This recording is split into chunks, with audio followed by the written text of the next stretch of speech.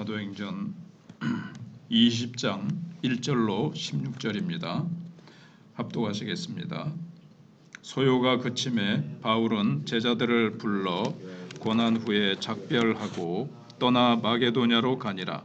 그 지방으로 다녀가며 여러 말로 제자들에게 권하고 헬라에 이르러 거기 석 달 동안 있다가 배 타고 수리아로 가고자 할 그때에 유대인들이 자기를 해하려고 공모함으로 마게도냐를 거쳐 돌아가기로 작정하니 아시아까지 함께 가는 자는 베레아 사람 브로의 아들 소바도와 데살로니가 사람 아리스다고와 세군도와 더베 사람 가이오와 및 디모데와 아시아 사람 두기고와 드로비모라. 그들은 먼저 가서 드로아에서 우리를 기다리더라. 우리는 무교절 후에 빌립보에서 배로 떠나 닷새만에 드로아에 있는 그들에게 가서 이레를 머무니라.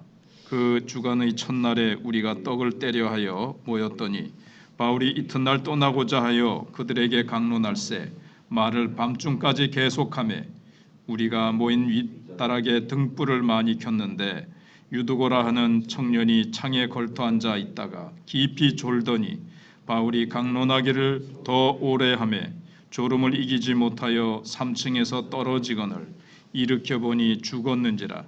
바울이 내려가서 그 위에 엎드려 그 몸을 안고 말하되 떠들지 말라 생명이 그에게 있다 하고 올라가 떡을 떼어 먹고 오랫동안 곧 날이 새기까지 이야기하고 떠나니라. 사람들이 살아난 청년을 데리고 가서 적지 않게 위로를 받았더라. 우리는 앞서 배를 타고 아소에서 바울을 태우려고 그리로 가니 이는 바울이 걸어서 가고자 하여 그렇게 정하여 준 것이라.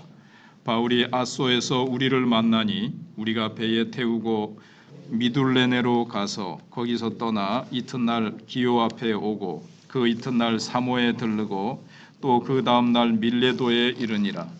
바울이 아시아에서 지체하지 않기 위하여 에베소를 지나 배 타고 가기로 작정하였으니 이는 될 수 있는 대로 오순절 안에 예루살렘에 이르려고 급히 가미러라. 아멘. 바울이 이제 생명의 위협을 느끼고 예루살렘으로 가려는 계획을 일부 수정을 합니다. 하지만 바울은 어디로 가든지 열정적으로 복음을 전합니다. 1절로 6절에 바울은 예수님을 만난 이후에 평생을 걸쳐 복음 때문에 고난을 겪습니다. 자신이 예수 믿는 사람들을 박해했듯이 유대인들이 바울을 끊임없이 찾아와서 괴롭힙니다.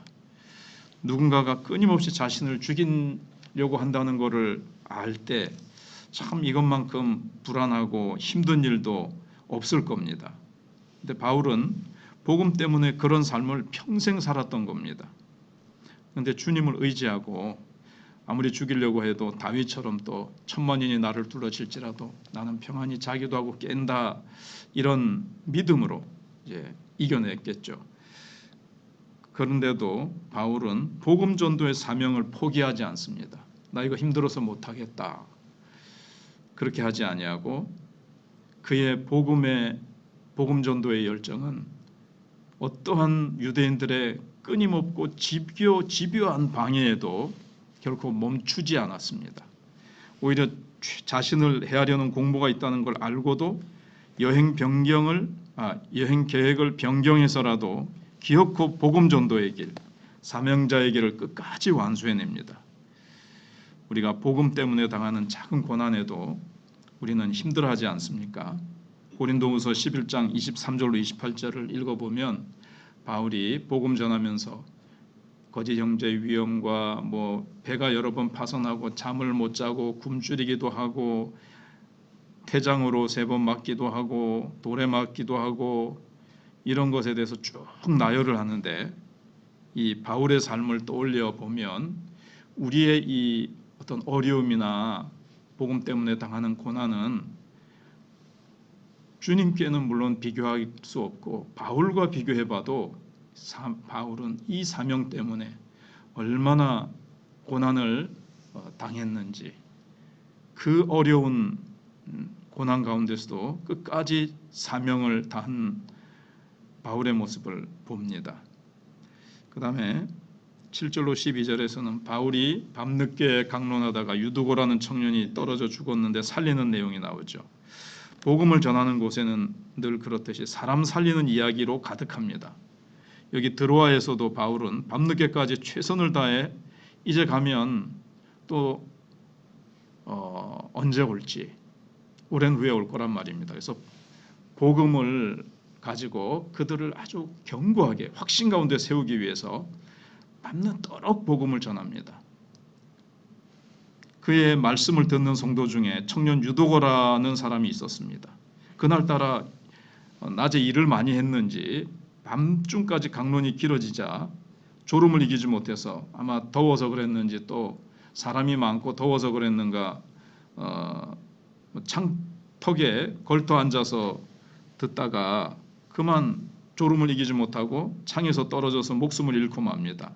의사였던 누가가 분명히 죽었다고 하는 거 보면 정말 이제 생명이 끊어졌던 거죠. 근데 바울이 내려가서 끌어안고는 생명이 그에게 있다. 10절에 그렇게 말하고는 그를 살려냅니다. 복음과 함께 생명 살리는 이야기로 이제 마무리되고 있죠. 내 주변에도 육신의 생명은 아닐지라도 죽은 영혼들, 생명 살리는 이야기, 침체했던 영혼이 일어나고 낙심했던 영혼들이 살아나는, 계속 내 속에 예수 생명이 충만하여 그것이 흘러가서 주변에 침체해 있고 삶의 어떤 기운이 영 침체되어 있는 분위기 속에 있는 사람들에게 우리는 그들을 살리고 세우는 역사들이 계속 일어나도록 해야 되겠습니다. 내가 복음을 전함으로 말입니다. 이 복음은 죽은 영혼을 살립니다. 그 다음에 이제 세 번째는 급히 바울이 예루살렘을 향해서 갑니다. 지금 다른 서신서와 연결을 시켜서 보면 또 사도행전 안에서도 지금 예루살렘에 기근이 들어서 예루살렘 교회가 굉장히 어렵습니다. 그래서 이방인 교회들이 어려운 중에서도 헌금을 모읍니다.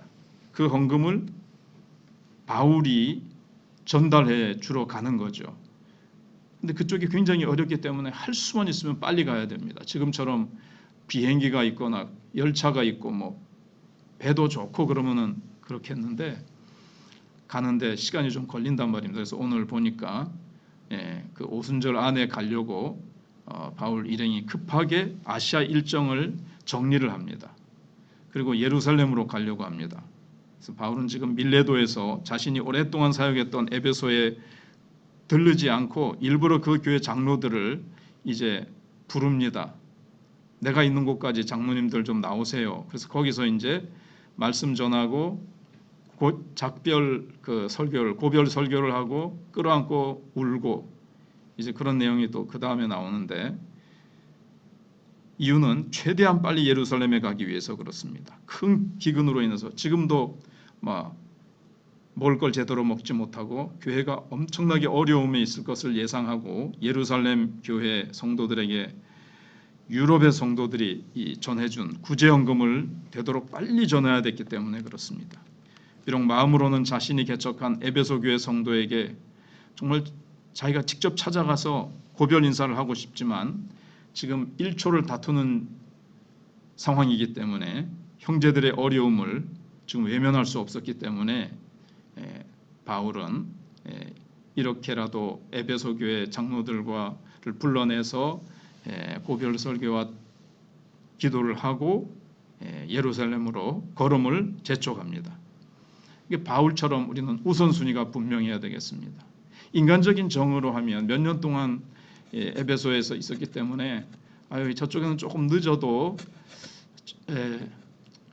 내가 이 형제들 정말 마음으로 사랑하는데 얼굴 한번 보고 가야지 하고 에베소에 들를 수도 있지만 바울은 그런 인간적인 감정을 제쳐놓고 좀 내려놓고 어려움 당하고 있는 형제들을 위해서 인간적인 자기의 보고 싶은 감정을 내려놓습니다. 우리도 주의 일을 할 때에 어떤 것이 우선순위인지 어떤 것이 더 급하면서 중요한 건지 이걸 잘 분별하면서 우리가 살아가야 되겠습니다.